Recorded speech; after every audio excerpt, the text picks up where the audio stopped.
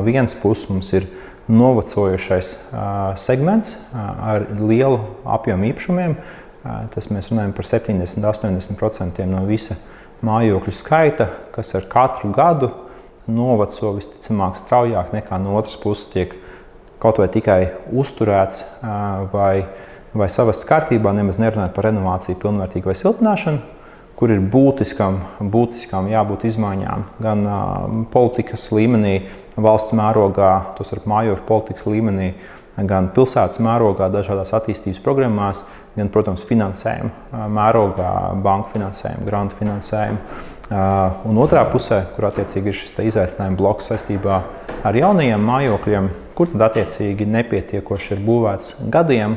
Mūsu gadījumā gandrīz teju nav vēl 20 gadi, bet tad, piemēram, ir 18 gadi, ir nepietiekoši uzbūvēta mājokļu skaitu, kas kumulatīvi krājās, un kur rādīt attiecīgi ir šis izaicinājums un līdzīgi, kur ir dažādi veidi risinājumi nepieciešami.